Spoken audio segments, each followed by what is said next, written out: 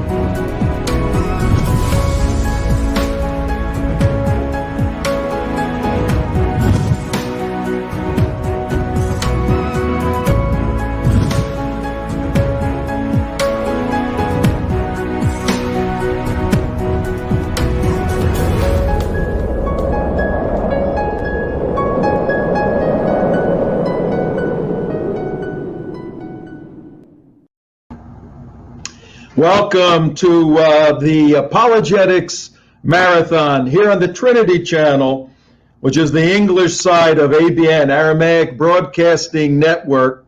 My name is TomTrento, your host for this evening. Got a fabulous show, live show, ladies and gentlemen, March 5th, 2021, in the year of our Lord. And we're here to honor our Lord Jesus Christ. And we do that through interesting dialogue, through debate, particularly in this past week here at the Trinity Channel. We're in the midst of a variety of debates with different religious perspectives, topics from a different religious perspective, and we argue for the Christian Weltanschauung, the Christian worldview on these issues. So go to trinitychannel.com right now. You can watch live. Tell your friends. For the next hour and a half, we're going to learn quite a bit. I got three phenomenal friends, guests, subject matter experts for our subject tonight. And our subject simply is, does Islam respect human rights? We always seem to get into controversial issues here, but I want to lay a little groundwork to how we approach these controversial issues. It's very, very important. But while I'm doing that, go to trinitychannel.com, send it to your friends, have them watch. If you can't catch it now, go back to trinitychannel.com. You can pick up the replays. Very important information. As I said, I'm TomTrento. I'm down in Florida live. I run an organization, theunitedwest.org, and our organization is an educational counterterrorism organization for the past 15 years. That deals with the various threats against the Judeo-Christian way of life, whether it's here or over in Israel. I spent a lot of time going back and forth to Israel leading tours, but I'm trained as a Christian apologist. That's my background through schools and graduate schools and all my work for the past 35 years. Christian apologetics is very simple. We serve, and those of us this evening on the show, we serve as de facto attorneys, presenting reasons, making a case why the system of Christianity, Jesus Christ and Him crucified, makes the most sense when you compare it to any other religious view out there. And tonight we're speaking specifically about Islam. Now, we're not talking about Islam as a theological system per se. We're looking at Islam from the perspective of human rights. But I'm sure we'll get into the fundamental elements, because we have with us two former Muslims born in Muslim countries who have migrated in the past to the United States and found their way to Jesus Christ, as I did as a college student many years ago. So you'll hear some of that. Great night, great information. We'll have a little fun. And so sit back and let's meet our first guest. Ladies first, gentlemen. Our first guest is Nonie Darwish. And I know Nonie many years, and Nonie's an amazing woman.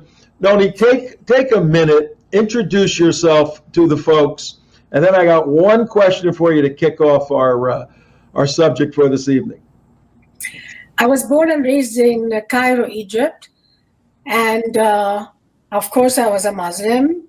After I came to America, it took me about 17 years to realize that I cannot live by the rules of Islam, and I became a Christian. And slowly, it took me a long time to rediscover that the values of Christianity and the values of Islam are the mirror opposite of one another. And I became active after 9/11. Because when 9/11 happened, I really never planned to do what I'm doing now. It just came because I knew that this is the country I loved, and I moved here, and tyranny is following me to this beautiful country, and I had to speak out, and that's what I did. I wrote 4 books.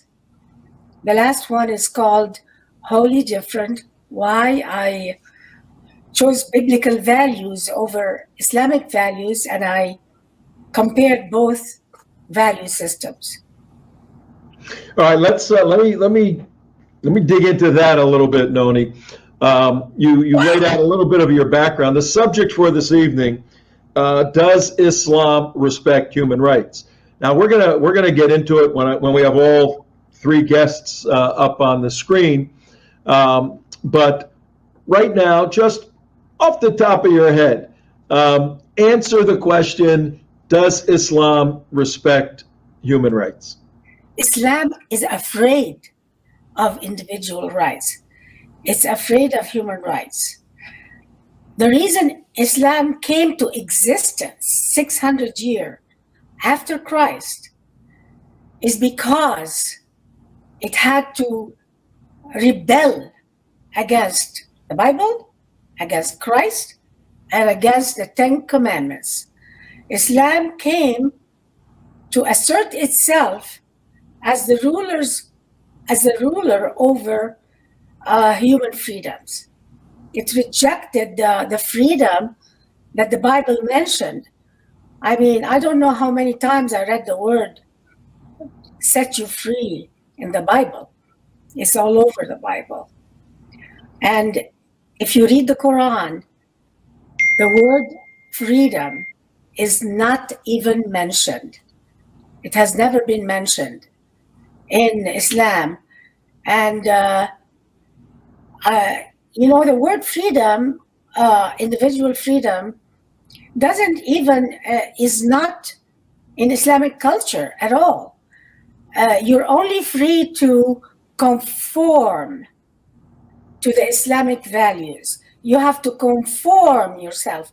You have to mold yourself to what Islam asks you to do.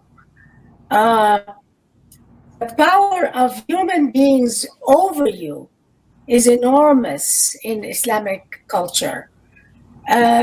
Your business in the Islamic world is everybody else's business. And Islamic law made it the duty of every Muslim to stop other people from exercising their God-given rights.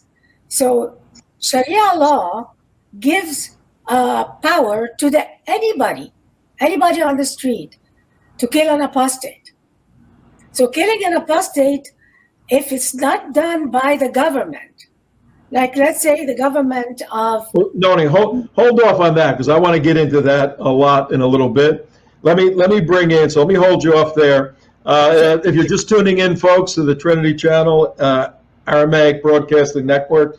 My first guest, Nonie Darwish, who has been very, very involved for 15 years, 20 years, speaking about her life, her conversion to Christ, and her reaching out to former Muslims. We'll get into that a little bit. But I have two guests. I have one fabulous woman. I wanted to get a couple of men on the show, and I reached out to Mr. Potato Head, but he's banned, I guess, so we can't get him. And I reached out to Dr. Seuss, and he's banned too. But we did get the very well-known, charismatic, wonderful Walid Shoebat. Walid, good evening. Welcome to the show. Thank you for having me. Well, it was either you or Mr. Potato Head, so what are we going to do? Just another potato head. I saw a meme the other day. Somebody said, I can't believe I live in a world where they have reassigned the gender of a plastic potato head. You believe that? Unbelievable. It's hard to believe. You and I go back a while. You were in a movie, Obsession, Radical Islam's War Against the West. I saw that in 2006. It changed my life dramatically. We may get into that a little bit later. But the question is, does Islam respect human rights? Nonie gave a little bit of an overview. For us to do academic credibility to the issue, and you and I would agree that we're not here to beat up Muslims. We're here to critique a system called Islam. It's important to identify and define the system of Islam. You lived in the system of Islam. Could you help our audience understand what Islam is?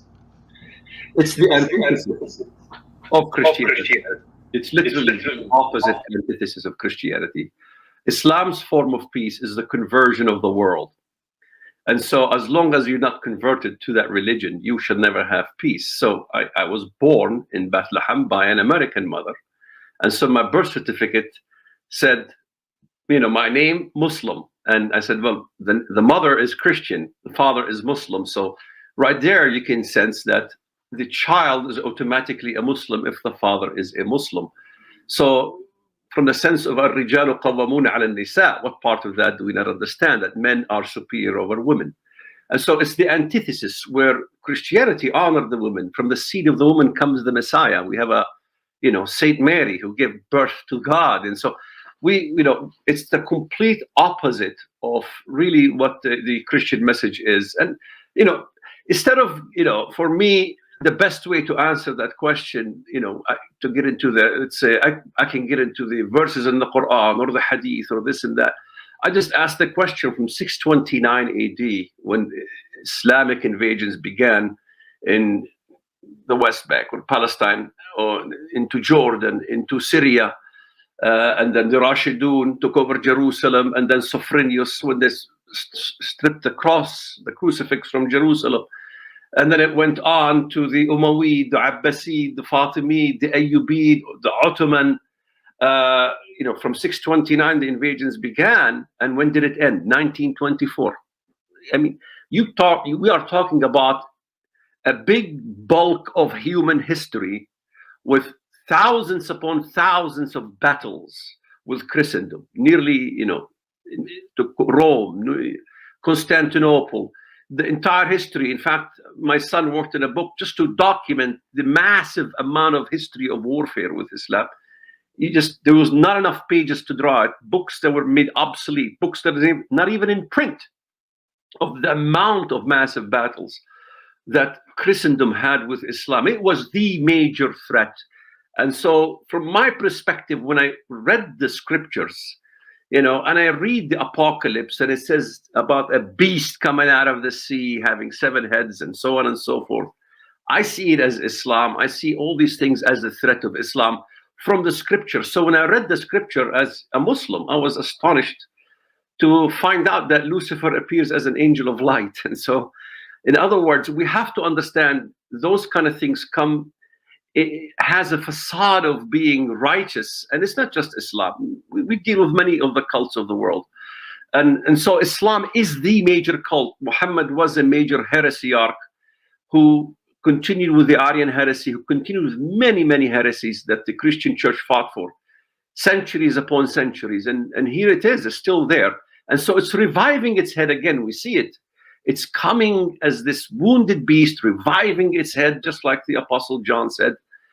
And what astonished me the most is to read the scripture and find out that almost every reference to every single nation that God deals with in the Bible, in prophetic sense, that is, every one of them is Muslim. So you couldn't escape it, that there is a spiritual war and there is a literal war with the world of Islam that has never ended from the beginning. Walid, let me ask Nonie, and then I want to get to our fourth guest, bring him on, our third guest, four of us. Nonie, when you were in Islam, growing up in Cairo, came here, still a Muslim, everyone has the quest for the big questions. As an apologist, I've dealt for all these years. I do a lot of debating, atheists, whatever. Everybody wants to know, where do we come from? Why are we here? Where are we going? How do I get rid of the guilt and sin I have? When you were a Muslim, was there a sense of a personal relationship with God in a unique and loving way? No. In Christianity, we're all the children of God. When I was a Muslim, I felt I was the slave of Allah. I never could relate to him in anything other than I am a slave of Allah. We regard ourselves as slaves to the God of Islam. And that, in reality, when you apply it, you become a slave of the Islamic State. So the citizens in an Islamic state consider themselves slaves of Allah. But who's Allah? Allah is the Islamic leaders, the theocracy. So to become a good Muslim, you have to become a slave of the Islamic Sharia state. And that's how I felt. You could never rebel against it, because this is, it's like rebelling against Allah. And that's one of the reasons human rights and freedoms are the last thing you think of in the Islamic State. The Islamic State kind of gives you, if it treats you well, it's out of their largesse. They are not supposed to treat you well. You're a slave of the Islamic State. So that's how I regarded myself. Nonie, I understand this stuff quite well academically, but when you laid out as a former Muslim, the fact that there isn't that unique, loving relationship like we find in the Christian world, but that you are a slave of Allah, and because there's no bifurcation between the spiritual world and the political world, you become a slave of the theocratic state. I mean, that you've clarified the picture amazingly. And the same thing applies actually also to the Bible. If a country follows the Bible, people relate to the state not as the God, because their first loyalty is towards the one and true God, who we're all the children of God. So that's one major difference between the Islamic State and the biblical state. That's a big one. Our next guest is a former fighter pilot. Wow, flying real fast in planes and defending those of us here in the United States. Then went on to be an airline pilot, and then went on to get elected to the Michigan House in the great state of Michigan. It's still a great state. Little problems here and there now. And he's a Christian. He's spoken out on Christian issues for many years, particularly as a legislator and as a citizen.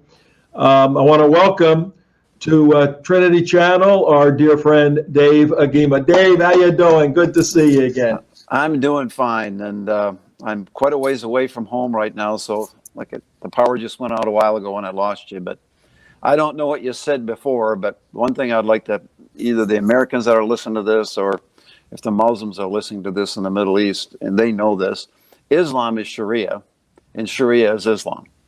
And they believe that, 1,000 years ago, the best people figured this all out and they got it written down now. And they've said this is the way it's going to be and it cannot be changed and it's perfect. But does Islam respect human rights? I think that your former speaker said absolutely not. We got 1,400 years of war. In fact, our history in the United States was hit right off the bat. As soon as we declared our independence from Britain, we had the Muslims in Tripoli attacking America. And then we had Jefferson and Adams went over there and tried to say, why are you taking our ships for booty? And why are we paying you, a third, I think, of our GNP to them to try to get our people back? And the Imam simply said, well, that's what we can do. According to the Quran, you're an infidel. We can take what we wish, and we're going to continue to do it. So he came back to the United States, Adams and Jefferson. Adams kind of petered out, but Jefferson said, no, we want a Marine Corps. So he got a Marine Corps established. And of course, over a period of 4 or 5 years, he went back to Tripoli and defeated them from the land and the sea. And that's why the Marine Corps still has that from the halls of Montezuma's to the shores of Tripoli. And they're called the Leathernecks because they knew that the Muslims were always trying to cut their heads off. So they had a leather strap around their neck. So that's what it really started. But this under Sharia law, respect of human rights, no. Let me give you a couple examples. There's no freedom. Dave, let me ask you a question first. Sure. You didn't hear it a bit earlier with your power. Look, for all the folks watching, if you happen to be a Christian watching Dave Agema, Walid Shoebat, Nonie, Darwish, and myself, TomTrento, your host, if you happen to be a Christian, the whole purpose of what ABN is doing is a Christian marathon, Christian apologetics marathon. Apologetics, to speak for the defense of Christian truth claims. That's what we're doing. For you believers, that strengthens your faith. You listen to people like us who have been down the road maybe a little more than you, been through some experiences, have been deeply in the Word, and we share some of this information, and it touches you. It will strengthen your faith. If you're a believer, a new believer, even an older believer, open your heart up for God to use what we're saying this evening to strengthen your faith. Conversely, for those of you who do not believe that Jesus Christ is God incarnate and is the propitiation, the requirement for our sin to get to God eternally, if you don't believe that, all we ask you is to listen to what we're talking about with an open mind. We've all come from a position of not believing to a position of believing in Jesus, different roads. So we have something to say, and we do not hate Muslims. That's absurd. We critique the system of Islam, and if we expose fallacies or inconsistencies, you as a serious Muslim, you ought to be happy about that, because you don't want to follow something that is not true. I always wanted to follow the truth. And we may just be able to peel back the onion a little bit on Islam, help you see it a little differently, and help you understand who Jesus Christ is. Against that, Dave, we had Walid explain what Islam is. Give us an understanding of what human rights are. I mean, you were a legislator making laws that had to be founded on human rights. How would you define human rights so that we can critique whether or not Islam is following the proper way with human rights? Well, according to our Constitution, our rights are given to us by God, and there are human rights, and it's our Constitution, our politicians supposed to protect those rights that are God-given. And the problem we're having here is we have an infiltration going on in the United States and Congress and our state legislators in groups that do not believe our rights come from God. That's our Christian God. They believe that basically the whole world has to be taken for Islam, and then there will be peace. Until that time, obviously, there'll be war. But under Sharia, there's no freedom of religion. because you have to either convert, pay the Jesus tax to live, or you die. There's no freedom of speech, because if you speak against Allah or Muhammad, and by the way, most of Islam is about Muhammad, a vast majority, about 86%. And what he talked about primarily is how to deal with kafirs, or that's what an infidel, of what I am and you are. There's no freedom of artistic expression. There's no freedom of thought. You can't question things. There's no equality of people, because a non-Muslim is always superior, subordinate to a Muslim. There's no equal protection under Sharia law. That's all changed. There's no equal rights for women. Women can be beaten. And the interesting part here is a non-Muslim cannot bear arms. Now, that goes directly against our Constitution in the United States. So there's no democracy, since democracy means that non-Muslims will be equal to Muslims. And they believe our Constitution is a man-made document of ignorance. So that must be submitted to Sharia. So non-Muslims are dhimmis, second-class subjects, must pay that life tax. All governments, according to them, must be ruled by Sharia law. So what am I saying? I'm saying basically that there are no human rights for Islam for the non-believer of Islam. So I don't know if he quoted any of these before. Like the Quran 2, verse 282 says women's rights are half that of a man. So that's not human rights. Or 4, verse 34, you can beat your Muslim women. Or 2, verse 223, likens women to a field to be used as the men desire. Or Quran 4:11, inheritance is given double to a man as opposed to a woman. Or Quran 65:4, it allows pedophilia. Or Bukhari 1.9.490, a man's prayer is annulled if a dog or a woman passes in front of them while praying. Now think about that one for a while. It even gets worse for infidels, which we are. There's just nothing good in the Quran or the Sunnah for the non-Muslim. So what's happening in government today, and especially in Washington, CARE, Council on American Islamic Relations, and other groups like Islam Islamic Society in North America, MSA, Muslim Student Association, but especially CARE. What CARE is doing is putting resumes in front of our congressmen of Muslims to work for them in their offices. And then those people go back to their meetings and say what's going on in Washington. We have been completely infiltrated via civilization jihad in our government, and especially under Obama, and especially now under Biden, because Biden, to me, is nothing but a figurehead. He has dementia. He can't remember what he said yesterday. He's a Manchurian candidate. So we have a problem. And I think it was General Boykin told me, all those people now flooding across the border, Biden obviously opened that up. He said 80% of OTMs, he said that's other than Mexicans, coming across the border are coming from Muslim nations. So he stated that ISIS is in every state of the union now, waiting to do their duty deeds. So no respect for human rights. There is no human rights unless you're the top dog. And I have quite, I guess because of my belief system, Muhammad to me was a murderer. He was a slave owner. He took booty from everybody, and he just gathered men around himself to say, follow me, because I am speaking directly from Allah, and you can take whatever you want from the infidel. You can kill their men, take their wives for sex slaves or whatever, take their houses, take whatever. So he gathered a whole bunch of people around him that were basically thugs. And he became a politician and a warlord rather than a prophet like he wanted to be for the Christians and Jews. All right, Dave, you painted a pretty bleak picture of Islamic human rights. Before I introduce a new guest who's joining us, a dear friend of ours, Walid, is it really as bad as Dave laid it out? Because in 1990, the Organization of Islamic Cooperation, they've changed their name a bit, they put a document together, Islam and Human Rights, addressing some of the pressure that the West and that Europe was putting on the growing Islamic countries to say, get with civil rights and human rights worldwide through the United Nations. And in 1990, they put together their statement.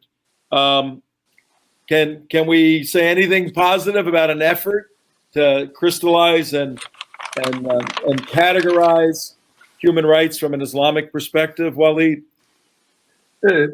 Your guest said much about Islam. I think it's worse than what he says even. The OIC, I mean, the Organization of Islamic Conference, was founded by Hajj Amin al-Husseini, okay, who was the Grand Mufti of Jerusalem and associate of Adolf Hitler. That's when it was founded. It was founded really during the era of the Nazis. And so how can we trust anything that comes out of the OIC, first of all? Second of all, it's a lot worse because, you know, when Westerners think about Islam, there's many avenues you can think about it. You can have memories of ISIS when they were beheading people. You can have memories of the Ground Zero Mosque when he wanted to build a mosque in New York, and he's supposed to be a Sufi peaceful Muslim. And when you look at the history, really, Al-Ghazali he's a Sufi scholar, and he says, you know, it's very easy to find what he says about when you find priests with tonsils, what to do with them, and when you catapult and kill and everything else. But what we have also is another face of the Islamist who comes as modern and not, you know, and could denounce ISIS, sort of like the country of Turkey or Erdogan.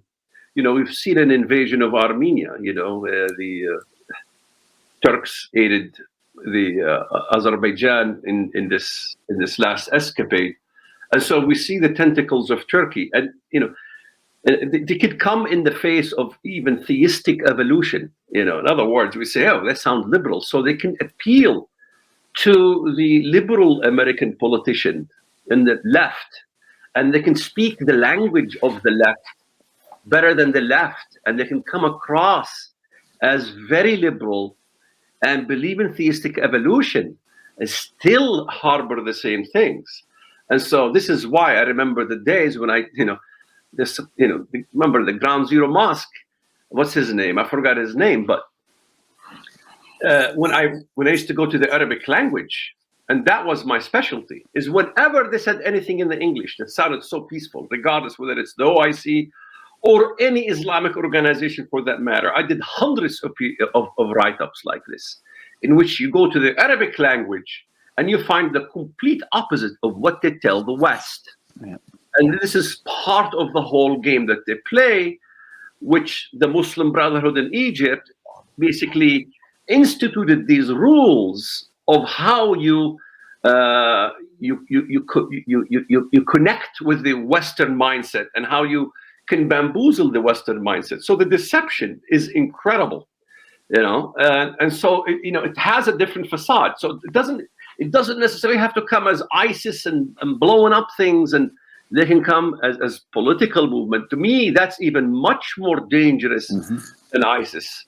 Still, NATO supports the country of Turkey. Turkey is neo-Ottomanist. When did we get rid of the Ottoman Empire? 1924. Now it's rearing its ugly head again. The wounded beast's head has been healed. And so it's coming back to force. And we see persecution of Armenians already. So how old was the persecution of the Armenians? And by the way, the persecution of the Armenians wasn't just carried by Islamic jihadists. It was the young Turks. They were not this jihadi mentality. They were not quoting the Quran. They were very much into evolution, very much into a very modern way of thinking. And they ousted the Khalifa. And what did they do? They commissioned the Holocaust and genocide of the Armenians. So we don't have to think just from the perspective of this is a Sharia-infested mindset only. It's a very, very palatable and very moldable kind of system that threatens not just the United States, but the entire globe.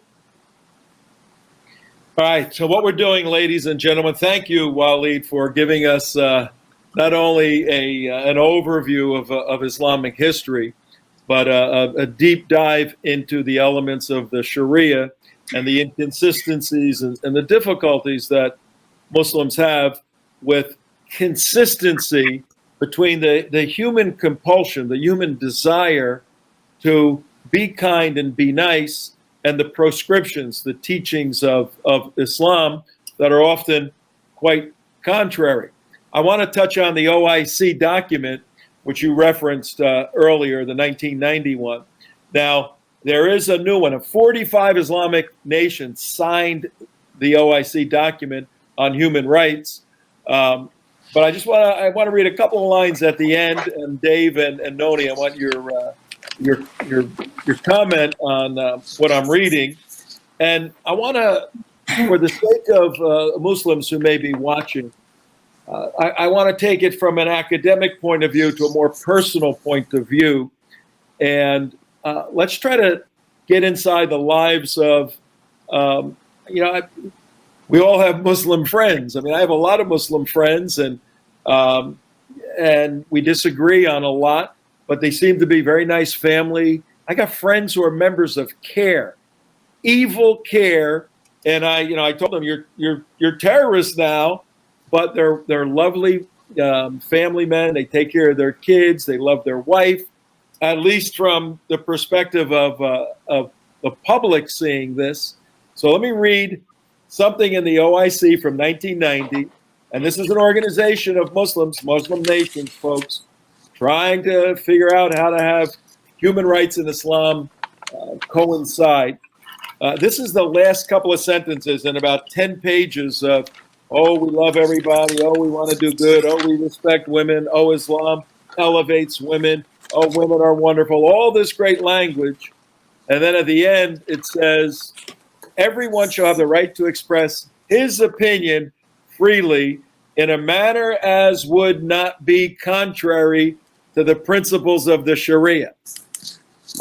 Think about that, audience. You can say whatever you want as long as it's not contrary to the Sharia. In a minute, Nonie, I want you to comment on that. Dave, I want you to comment on this next one. Everyone shall have the right to advocate what is right and proper, what is good, and warn against what is wrong and what is evil, according to the norms of Islamic Sharia. Then they go on to say, everyone shall have the right to participate directly or indirectly in the administration of his country's public affairs. So, if you're a Muslim, you can get involved in your affairs of your country. You can petition. You can protest. No, it doesn't say that. It says he shall also have the right to assume public office. All of this in accordance with the provisions of the Sharia. All rights and freedoms stipulated in this declaration are subject to the Islamic Sharia. Nonie, your thoughts?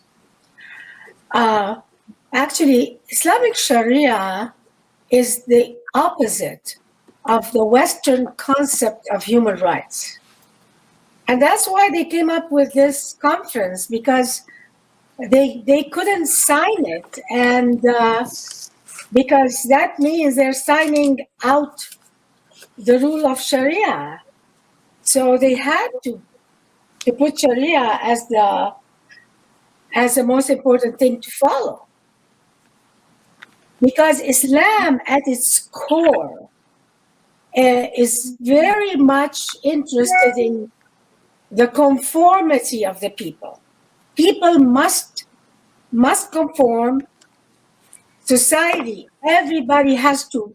It's compliance, conformity, and submission. It's not human rights. Human rights and free will, the idea of free will does not exist in Islam.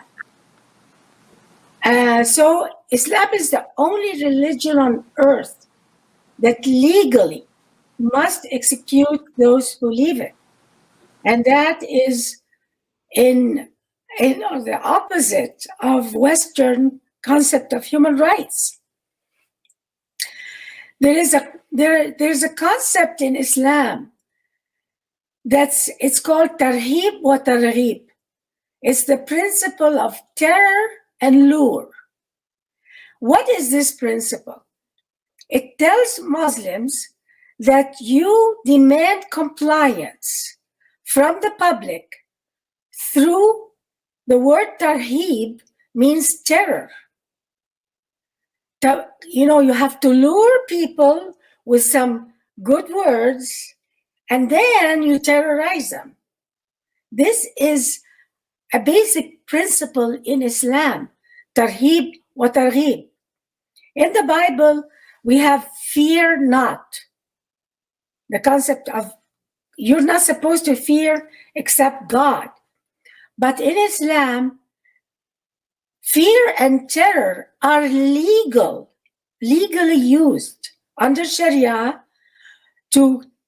as a tool.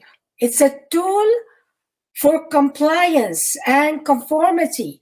And that tool to terrorize others is not only in the hands of government, but it's in the hands of parents. It's in the hands of your boss at work.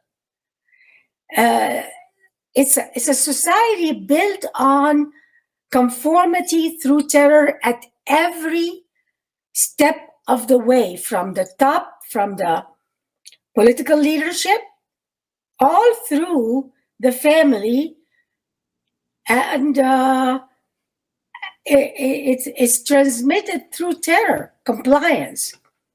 Okay. What we're going to do, Dave, I got a question for you, and then Walid, you get ready, because we're going to have a little educational, entertaining moment. I host we used to have a daily internet TV, commercial radio show, and our format was edutainment, to educate and entertain at the same time, have a little bit of fun. We always had a big idea. Our big idea here is to help strengthen Christians in this apologetics marathon and to challenge Muslims to reconsider some elements of their faith, indeed reconsider Jesus Christ. So what we're going to do in a few moments, Walid, I want to get you ready for this. You're going to play the role of what you used to be, a Muslim, and we're going to talk to you about human rights and maybe challenge some of what we know. You got to play the role of the principles of Islam, and we'll see where we go with it. But Dave, I got a question for you before we lose you with your phone. Hopefully we don't.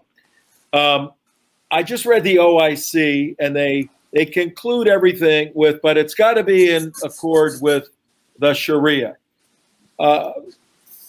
Playing the Muslim's advocate, how is that any different than you as a legislator saying we make all our laws, but they have to be in accordance with the U.S. Constitution? All you're doing is taking the Sharia as a basis for law and making it the U.S. Constitution. What right do you have to critique Muslims when they say we have our own constitution, the Sharia? Well, what you just read from the OIC was absolute gobbledygook. That's the only thing I can tell you. It's called taqiyya. They're encouraged to lie if it furthers the cause of Islam. So I will continue to speak against evil. I think you can say anything you want to say according to that, like you said, unless it goes against Sharia. Well, that's interesting, because that means we all have to be Muslims, and that's their goal. And that's why we still have war with Islam, because there's never going to be peace until everybody becomes a Muslim. That's what they believe. So I think for me, I'm thinking the Constitution was written by our forefathers, and it was based on Judeo-Christian ethics, and it was based on biblical principles, and from our God, Jehovah Yahweh.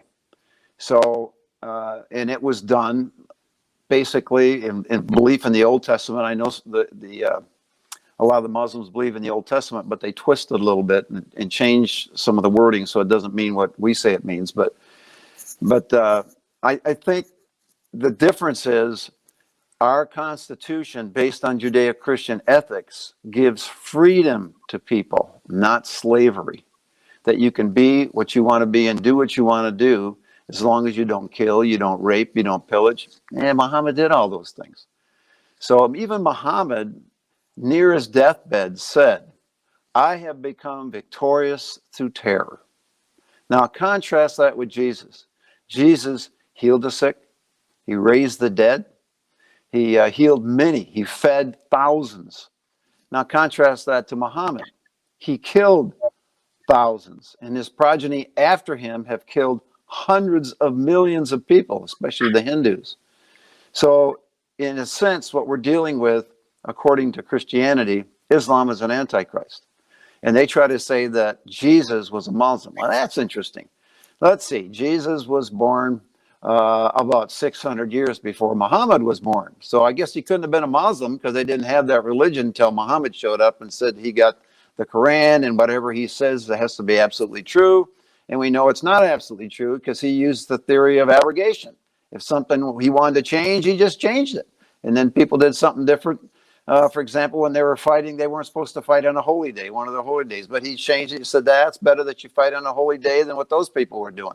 And then he said, oh, by the way, if you die and you're fighting for me and Allah, you're going to go to heaven. Well, that's interesting. So they're basically saying, if you kill somebody, me, an infidel, you're going to go to heaven. I have a problem with being a friend to a Muslim who wants to kill me. And here we are in America. You can be a Hindu, you can be a Buddhist, you can be whatever you want to be. And none of those other religions try to take us over from within and try to kill us and try to harm us like Islam does. So Islam is an enemy of America. Like I said before, from day one, it still is. It's not going to end. There's not going to be peace in the Middle East as long as you got a Jewish state and you got the Islamic states. So we're going to have war until the end of time or until Christ comes back. And when Christ comes back to judge the world, it's going to be Christ judging that world. It's not going to be old Muhammad. It's not going to be Buddha either. It's going to be Jesus Christ. And another thing I'd like to say, if the Muslims are listening, check your Quran out, check your Sunnah out. How many things were prophesied in there that actually took place? There are thousands of things that were prophesied in the Old Testament that came true in the New Testament. And even in the New Testament now that are coming true in our day. So just like the other individual here said before, we're watching history unfold exactly like Christ said it was going to happen. The end day is going to be just like Noah. Everybody's going to go their own way. Going to be marriage and so forth. But there's wars and rumors of wars. There's going to be earthquakes. There's going to be a lot of trouble. But you know what? As Christians, we can sit back and say, you know what? Jesus told us about that. We can anticipate that. So I'm not going to fear it. But Muhammad and Islam uses fear to accomplish every single one of their goals. And boy, if you're a Muslim and you try to get out of it, you're in deep trouble. All right, you're tough. You're tough, Dave. Let me tell you. But you've never been known for not speaking your mind in all your years in the legislature in Michigan and as a fighter pilot. If you're just tuning in, Tom Trento, your host this evening. We're live March 5th, Friday, here on ABN, Aramaic Broadcasting Network. And we want you to go to the website, trinitychannel.com. Trinity Channel is the English side of ABN. So we're broadcasting throughout the Middle East and to the Arab world. I had my DNA done a few years ago. My father's family's from Sicily, and we found out I have 18% Arab blood from the Moors coming over and conquering the Sicilians. Let them try that today. It's not going to happen, but notwithstanding, I'm mistaken for an Arab, for a Jew, for Greek, for Italian. I'm a little bit of everything. But I'm a Christian apologist, a believer in Jesus Christ at my base. The three other guests, Dave Agema, who just spoke, former fighter pilot, and Michigan State Legislature, and then a spokesperson arguing for Christian truth. Two former Muslims with us this evening. Walid Shoebat, very well known, had a beginning in Bethlehem, where our Lord was born. I was there just a couple of years ago at that little rock right in the church of the Nativity.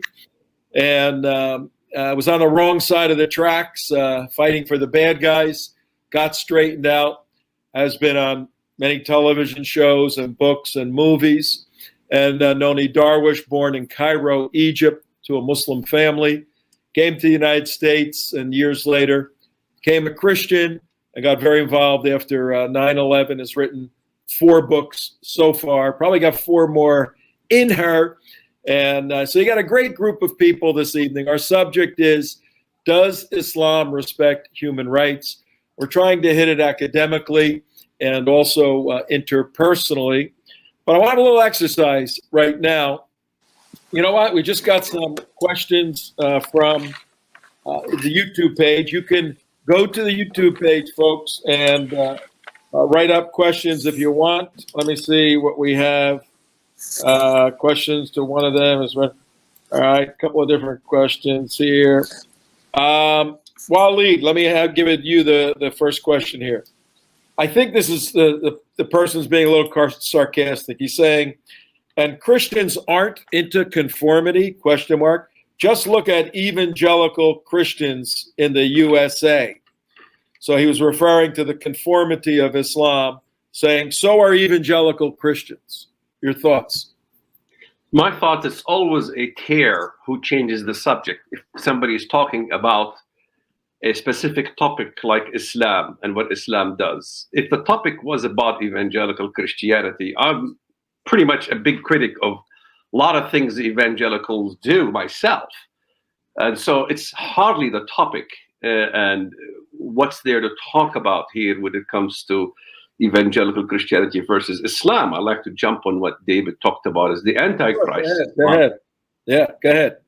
Islam we're talking about a religion of Antichrist. How do you compare evangelical Christianity? And I'm critical of evangelical Christianity because I became Catholic. Okay, but still, I can sit down with an evangelical Christian. He's not going to cut my head off. I'm not going to kill him. However, we all as Christians, whether it's Catholic, Orthodox, evangelical, agree on the basic structure of Christianity, and that is that Christ came to give us a message of peace, that by peace he will conquer through the peace of Christ. And so the idea of Islam is an antichrist religion. And in fact, I'd love to jump on what David talked about is really the biblical sense of answering human rights from a biblical perspective and a prophetic perspective, because I think David made a very good point, and that is, what has Islam prophesied? Because when we say the word of prophecy as Christians, it's really where God says, for I am God, there is no other. I am God, there is none like me, foretelling the end from the beginning. This is an awesome God. It's a completely different God than Allah. And this is what I learned. The first thing, I laid my eyes on these verses. But the verse that comes before that, remember the things of old, for I am God and there is no other. I am God, there is none like me. Why is God saying, remember the things of old? And why, when you first interviewed me, I went to the history of Islam. I said from 629 AD until 1924, Islam has been the greatest enemy of Christendom, because God says, remember the things of old. We can never address an issue like Islam unless we as Americans begin to educate our children and our families and everybody around us in churches about the history of Christianity and how Christianity really came to change the world. It really got rid of paganism all throughout the world. It got rid of, all the violence that was going on in the world. It got rid of Sodom and Gomorrah kind of thinking in the world. And now all these things are coming back to haunt us. Islam is coming back to haunt us, not just only Islam, but all the other isms are coming to haunt us as Christians. And so, to ask about, what about evangelical Christians in the middle of a topic, to me is the way of a tear. He always changes the subject. A tear's habit is always to change the subject instead of admitting that what is said here or the nugget that is given here is a true nugget or untrue nugget. This is the main thing of a discussion. When we come back from the break, Dave, I have a question here. You're going to answer that. I'm going to throw it to you. The question is simply, what we're speaking about on this show tonight, is this, according to big tech now, Facebook and Twitter and YouTube and all that, is this the new hate speech where you talk maybe somewhat critically about a philosophical system, a theological system? That's a question to you after the break. And Nonie, when we get back after Dave answers that, I'm going to have you, former Muslim, question a former Muslim who's going to play the role of a current Muslim, a woman questioning a man about human rights regarding Muslim women. You ready for that? Okay. Let's take a little break right now. We got to take a station break. Don't go anywhere, ladies and gentlemen. Tell your friends to tune back in. We're going to have a great time with the remaining time we have.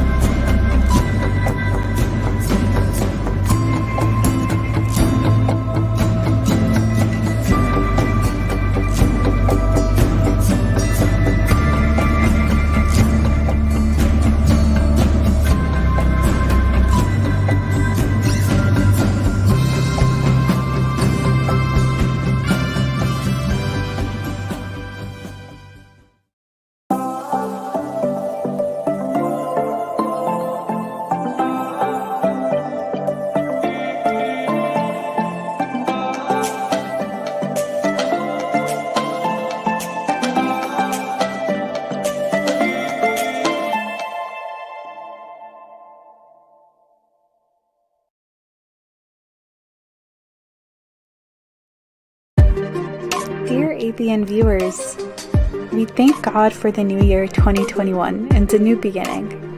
It is the year to go forward with the Great Commission, as the Word of God tells us, to go forth making disciples and teaching them to obey everything Jesus commanded us, Matthew 28:19. In 2021, ABN is going forward with the discipleship program.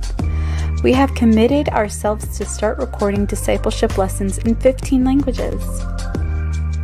This project is an extensive endeavor that will take 18 months to accomplish. We need your continuous prayers and financial support in order to achieve this goal.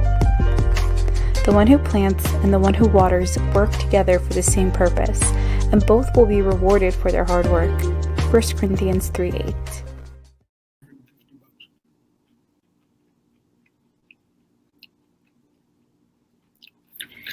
We're back. That was fast. TomTrento, your host here. I'm scrolling through the various questions and comments. We have quite a few people obviously watching. For those of you just tuning in, we're on ABN Aramaic Broadcasting Network. Aramaic, the language of Jesus, still in existence, still out there, and broadcasting the Trinity channels, the English side of ABN. And I'm your host, TomTrento, with Walid Shoebat and Nonie Darwish and Dave Agema. Dave, the question to you before the break was what we're discussing this evening, somewhat critical of the system of Islam. Is this hate speech according to the Biden administration, the new world we're living in?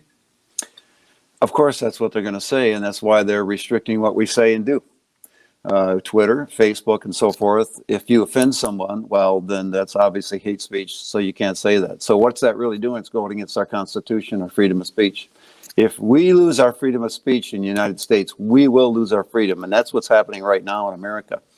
Biden and his administration are doing their very best to make sure only one narrative goes out, no matter what that may be. But that very bill came up when I was a state representative, the hate crimes or hate speech bill.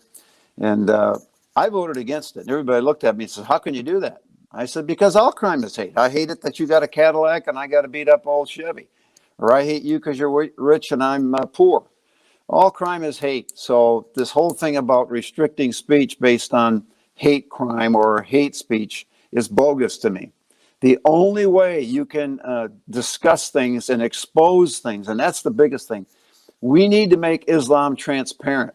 We can make Christianity transparent all day long. I'll beg that point or do that point any day of the week. But you have to have transparency. Well, you can't have transparency if you can't talk about something. And they're making sure you can't talk about something. So if it's hate speech, so be it. It's time that we get rid of that. It's time we get some politicians that have some intestinal fortitude to throw that out.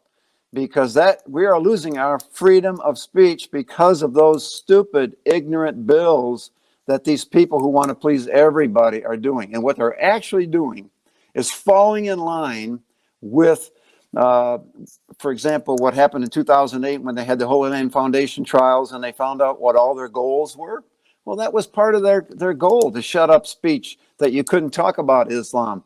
And that's why they get into our schools, and our books are redacted of what the true history of Islam. That's hate speech. Well, good grief, folks. We're too sensitive of a society. That's what made America great. We could talk about things. We could disagree about things, but we didn't kill each other. Of course, Islam says, basically, you say anything bad about Muhammad, we should kill you. That's not the Christian way. But hate speech, to me, is just bogus, and it needs to go. And yeah, you got Bill Gates, and you got various other people just squelching our freedom of speech. It has to end. And I think the vast majority of Americans are sick of what's going on in the United States today. And they just see this whole thing as people are way too sensitive about what they're talking about, because if you can't talk, you can't have a discussion. You can't have a discussion, you're never going to learn anything. And if you can't learn anything from a discussion, it's only one way. And that's the way it is with Islam. It's their way or the highway. Yeah, and that seems to be what's going on with this this administration, this cabal of Marxists and jihadists and racists and all of that. Now, we're trying to stay on our specific topic here on ABN, which is, does Islam respect human rights? But whenever you get into these issues, particularly when we have time like we do now, we can broaden it a bit and then bring it back. One of the viewers commented that I think you referenced, Dave, that the OIC, particularly the 1990 version, someone mentioned that it was there was taqiyya, the disinformation. Well, the viewer, who's quite informed on this, saying, no, that's not taqiyya, because they're telling you exactly what they believe, and they're telling you it's the Sharia, and they're telling you you got to follow the Sharia. So they're just laying it all out. In fact, that's why in 1990 they got criticized for the outright statement of the Sharia as their foundation, because we have the U.S. Constitution as the basis for our law. The Sharia, as we know, read the Constitution of Iran, read the Hamas declaration, read any of these, read Turkey's view. The Sharia is the foundation. You can't have U.S. Constitution and Sharia. That raises the question, can a Muslim be a good American? It's an interesting question. But Dave, I want to get to Walid, but you had one comment. Go ahead. Well, the last thing you just said, I want to address. Can a Muslim, a true Muslim, be a good American and abide by our Constitution? The answer is no. And I'll tell you why. Tlaib is a congressman. I was her chairman on human services in the state of Michigan. I know her well. She's a radically liberal Muslim. They can't, because when she put her hand on the Quran when she swore in. So what she's really saying is the Quran supersedes what I'm about to say. And she said, I swear to defend the Constitution against all enemies, foreign and domestic.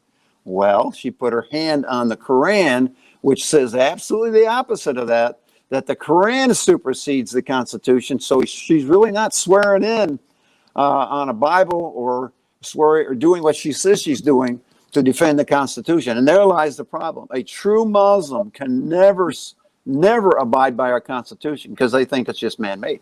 And it's to be gone. Whoa, well, that. We have to do another show on that question and promote that. That will be a very interesting show. But I certainly see your point philosophically and theologically and from a jurisprudential point of view. But right now, let's move to our segment, our debate segment, where we have a former Muslim woman who left, and she's going to ask penetrating questions of a former Muslim, but now playing a real Muslim, defending the doctrine of Sharia as it relates to women.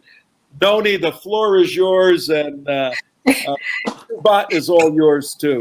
It's not in me to support it, but I'll try and act, okay? Yes. One question. Why is jihad more important than women? A man is more loyal in Islam. a man is more loyal to jihad than to his family and to his wife? I'd like to know that. Who's the question to? Walid, come on, Walid, you got to answer it. Well, I didn't understand. I want to know why.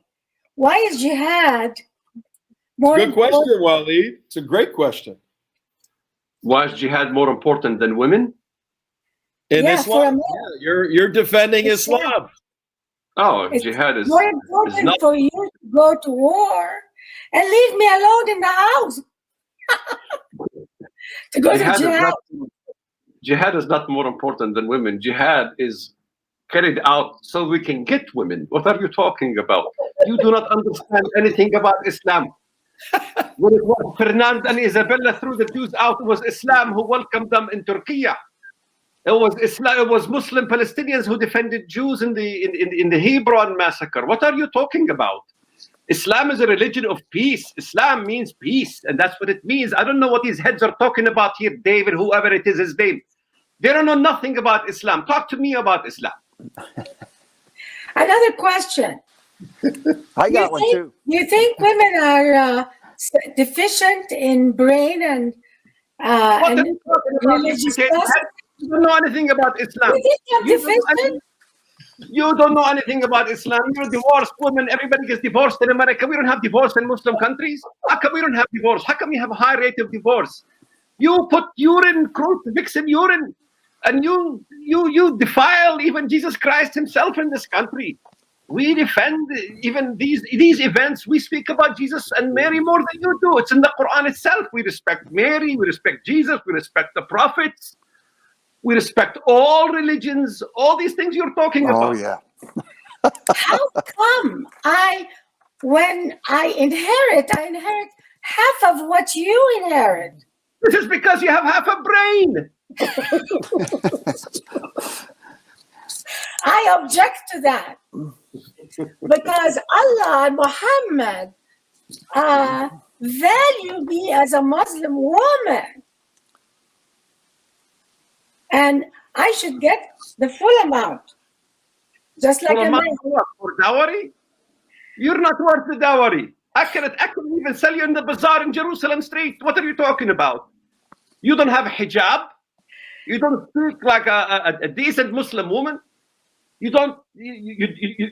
You're talking bad about our Sharia. You're talking bad about our Quran or about Prophet. Tell me, when a Muslim say bad things about Prophet Jesus, tell me. Prophet Jesus is very respected in the Quran. We never say these things you say about Prophet Muhammad. Yeah, well, how about being free to take off my hijab? You wanna keep be saying free. that Allah is a God of jihad and killing. Don't you know in the Muslim Quran, one of the names of Allah is Al-Wadud, which means Al-Muhib, the loving God. So Al-Wadud is one of the 99 names of Allah. So where do you come up with this idea that Allah is not love? But how come if I have a boyfriend, they want to kill me? Boyfriend? Yeah. You're talking about having sex before marriage. This is forbidden in Islam. But why do they kill you? They can. It's forbidden in Christianity. It's forbidden in Judaism. It's forbidden in all the religions. Yeah, but Islam is the only religion that kills you if you have a boyfriend. That's not true. What are you talking about? Our neighbor, he was a Christian. Did you watch Zorba the Greek? A Christian Greek killed his own daughter-in-law because she slept with a guy. So this happened also among the Christians. So who are you talking about that only Muslims go killing, beheading people? All right, I think Dave, you have a question, I think. Walid, stay in character. You may have This guy's future. good. You may have a future. Dave, you have a question for This guy's our good. Muslim. He's really good. Yeah. He's heard it all. According to your But I faith, can refute everything I said. isn't Yeah, it true? of Isn't it really true that you believe the Quran and the Sunnah are absolutely perfect and immutable? That's true, correct? The Quran and the Sunnah. Okay. The Quran itself Now, says. just a simple answer, yes or no, would be good. Yes, it does. It's the same. Okay. Next question. And how come years ago when all these Qurans were going around and they differed, some of the past Muslim jurists gathered these all together. They burned the old ones they didn't agree with, and they put the one now that we have the Quran in existence and said that's the only one that you can read and believe. How come they changed that? And you don't have any evidence for the old manuscripts, do you? Oh, yes, they actually did. They actually picked those up and they changed it because they chose the sayings of Muhammad that they wanted to say, and they changed the Quran. And by the way, what's this abrogation? If it's perfect, why does Muhammad have to use abrogation to change it?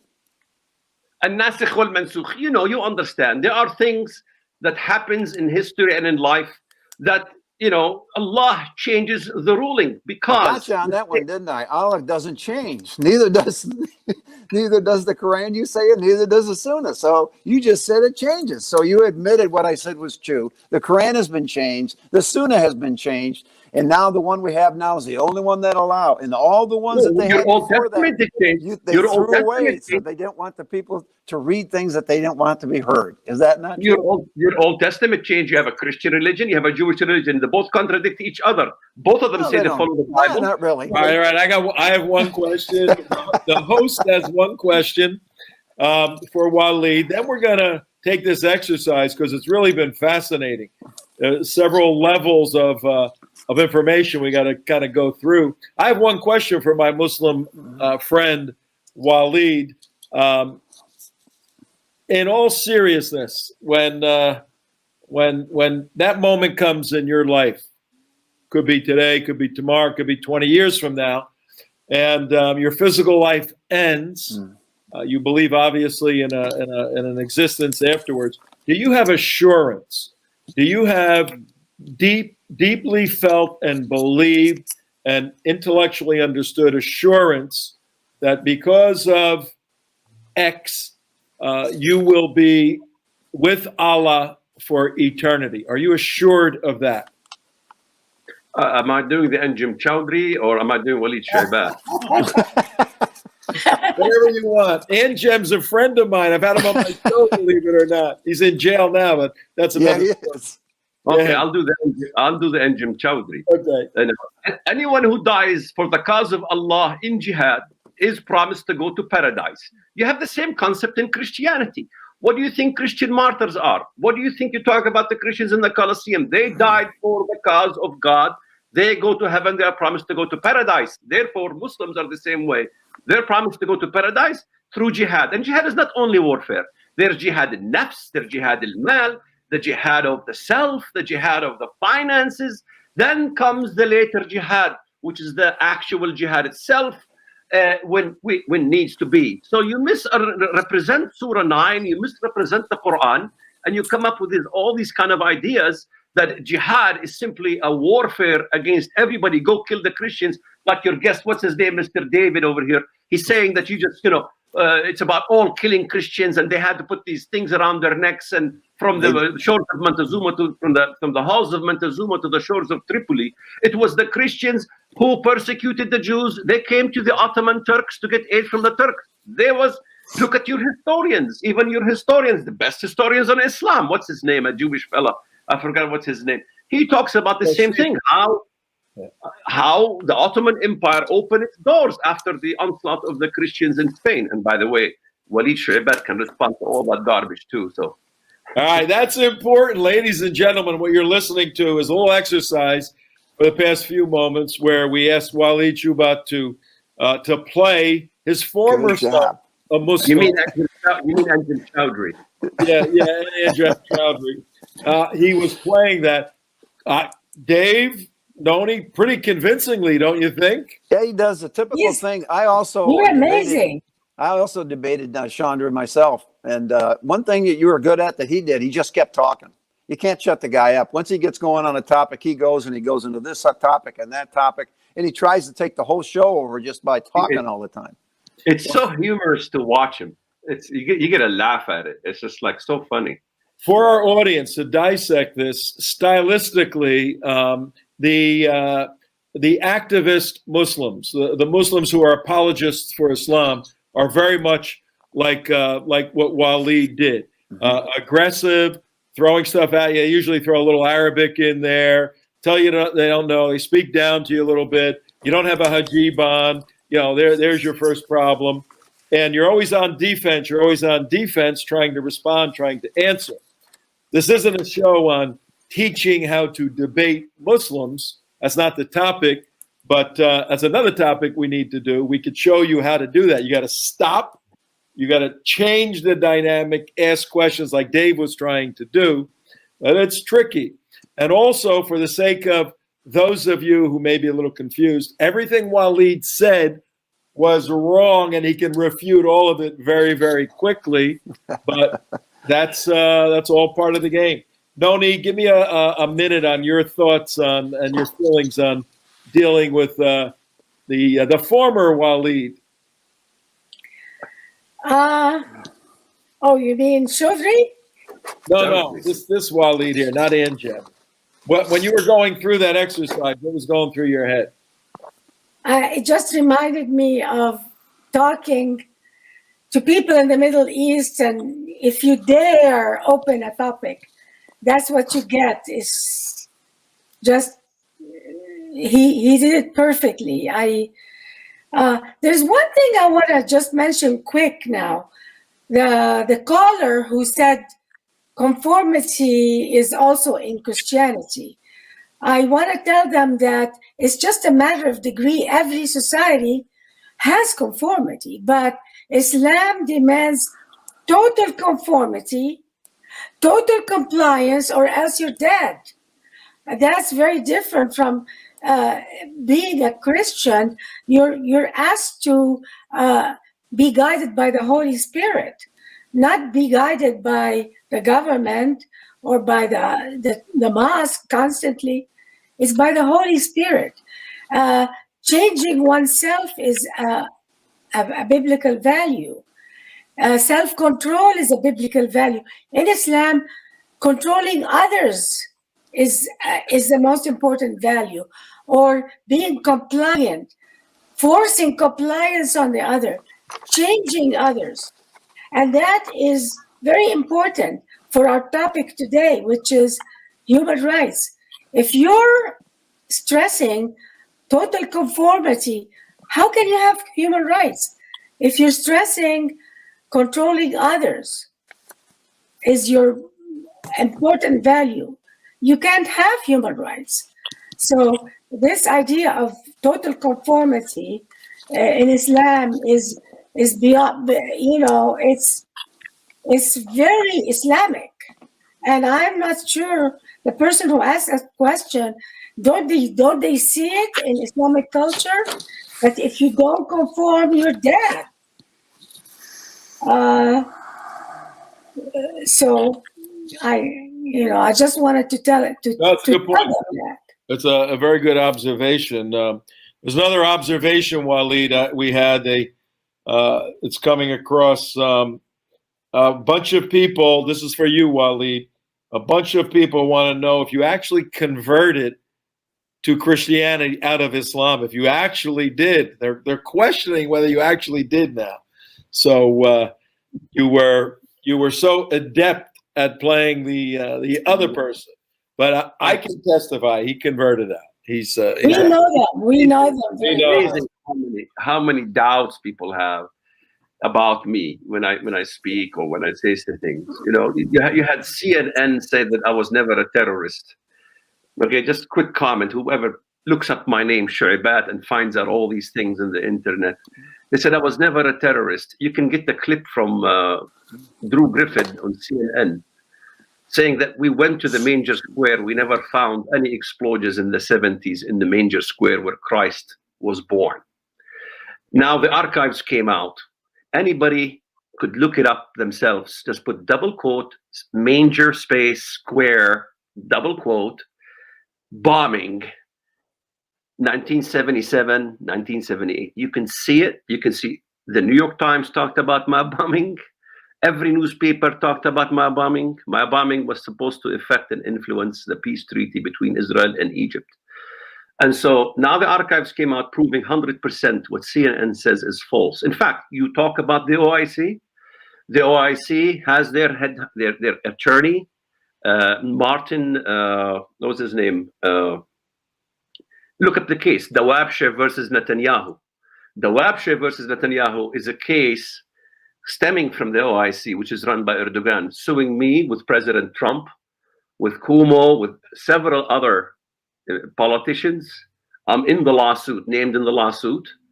Okay, so if the OIC wants to talk about freedom of speech, the OIC met, and one of the 10 points they had was to ban me from entering any Middle East country. I'm banned from entering any Middle Eastern country. Who did that? The OIC. That's why I know what the OIC is. It was established by Hajj Amin al-Husseini. It was established right there when Muslims were working with the Nazis, the Khanzar division, the different divisions, the Bosnian division. We forgot Nazism played a major role with Islam when Hajj Amin al-Husseini. And so if I was this nutcase crazy fellow, why are they coming after me? Why are they suing me? You know, I'm being sued for $1 billion, okay? Over supposedly human rights issues and issues of the Palestinian genocide that my speech caused the genocide of Palestinians. Look, we talked about what's the difference between Islam and Christianity. Okay, I became Christian. Who was my enemy? My first enemy was the Jew as a Palestinian. What did I do when I first became Christian? Made peace with the Jew, made terms with the Jew. Okay, you know, Christianity doesn't say go and destroy a whorehouse. Paul says, hey, there's whorehouses around. You stay the hell away from whorehouses. That's Christianity. It doesn't try to become this legalist system into a society. It allows the society to have its own legal system where you render unto Caesar what is Caesar's and unto God what is God's. That's Amen. The main thing. However, when Caesar wants to interfere in the matters of God that we believe in, that's where we as Christians must step in and fight back. Amen. Good points. Very good points. Hey, I appreciate all you guys coming. We've got a few minutes left. And for the sake of the audience, if you're just tuning in on TomTrento, and I direct an organization out of Florida, The United West. You can go to our website, theunitedwest.org. I want everybody in a moment to give a way in which people can contact you. This is ABN, Aramaic Broadcasting Network. You're on the trinitychannel.com side, the English side. Our subject tonight, but we went to a few different places. The subject was, does Islam respect human rights? And our goal was to stimulate thinking on that subject. And just succinctly, you have in the center the concept of human rights. What are human rights? Life, liberty, the pursuit of happiness. You can go through the U.S. Constitution, the Declaration, and see the articulation of some very important elements that are in the category of human rights. So once we isolate what, from a common sense point of view, are human rights, then you look at the world systems, whether they're theological systems or political systems. Marxism is a political philosophy that has an aspect of defining human rights. And essentially the god of Marxism is the state. Then the human rights flow from the state. Islam, a theocratic system, has its own way of defining what common sense understands as human rights. And in the West, we have a particular way coming out of the Judeo-Christian, Greek and Roman experience, the philosophers and the historians. So we have competing definitional elements of human rights. So what do? Well, we argue and debate them, and then we compare them, and we evaluate the systems to see which one is most aligned with that which is true. Now we're getting into the concept of apologetics, identifying that which is true. So that's the overview of the exercise we're doing tonight. And for you Christians, we're stimulating your thinking as Christians, and for those who aren't, and for Muslims, we're asking you to seriously consider some of this and to see that the Judeo-Christian worldview has a better understanding, definition, and application of true human rights, where the human being has free choice, over against the Islamic system, where the free choice component is removed, either from a punitive perspective temporally on this earth, or from a punitive perspective, eternally. Well, that's what we're all talking about. But I'd like each of you to take about a minute, a closing statement, give your a way in which folks can contact you, and just sum up your thoughts for this evening. Take about a minute, then we'll wind it up. Nonie, let's start with you. Well, the topic of human rights, to me, cannot be separated from biblical values. Show me one society that respects human rights that is not based on biblical values. There isn't any. Biblical values and the Bible and those who believe in Jesus are the only people on earth who allow human rights. Human rights cannot be separated from the Bible. And any society that abandons the Bible and abandons its link to its Christian foundation will never stay and succeed in staying respectful of human rights. Europe is going to start losing its human rights. It has started already because it's already losing. America, if we are not careful, we are starting to lose our freedoms because we are now in a war in America against our biblical identity. So it's not just Islam. It's communism, it's socialism. Islam is the ultimate. 30 seconds, Nonie. We got to Islam a hard deadline. Is the ultimate ideology, anti-biblical ideology. As to contacting me, just go to my Facebook under Nonie Darwish and write to me. I'll be very happy to answer any of your questions. All right. Thank you, Nonie. Dave, take about a minute, and how can folks contact you? Real fast, Agema, Agema, rnc@gmail.com. Here's what you should do, folks. Educate your politicians and your neighbors what Islam is. They're not educated. Declare the Muslim Brotherhood a terrorist organization with its associated groups like CARE, Islam, MSA. Awaken the churches that are so ignorant about Islam and its goals. Tell your legislators not to pass hate crime laws that will give Muslims special privileges, and that's what's going on today. Encourage your congressmen to stop the 700% increase in Muslim immigration as they're proposing. Pass laws like American law for American courts, which basically says don't use foreign law in a court of law if it causes you to lose your constitutional rights. Cut off welfare to immigrants after 2 or 3 years because Muslims are coming in with 3 or 4 wives and are still on basically welfare for about 5 years. Demand that they learn to speak English, write English, and they must assimilate. Schools and universities must be stopped from taking money from foreign entities, and they should not be able to teach Islam and communism as good. Before you vote for a politician, query them on this subject and the goals of Islam. Pray God has mercy on this nation against all odds. And the last thing is, stop CARE from infiltrating Washington with their resumes for Muslims given to congressmen for staffers. They're a 501c3 organization, and they're not supposed to support candidates.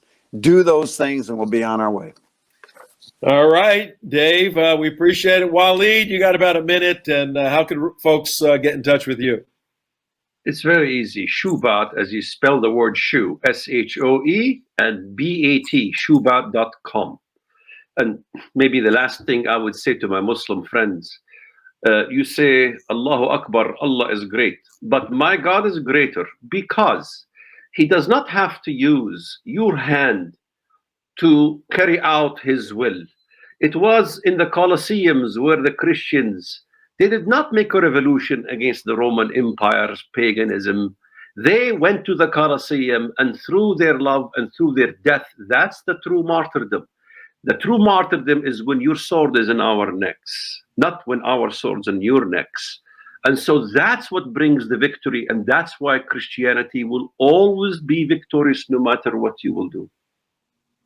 All right, Walid, Nonie, and Dave, we appreciate, on behalf of the station, ABN, Trinity channel. We appreciate you taking the time. It was a pleasure discussing very serious issues with you. And I know as we serve our Lord Jesus Christ that the words we've spoken today, particularly words that are rooted in biblical truth, never return void, no matter whether they're even in Michigan, whether they're even going through Michigan, and in particular the Middle East. So on behalf of ABN, I'd like to thank everyone watching, station, tune in regularly. We'll be back.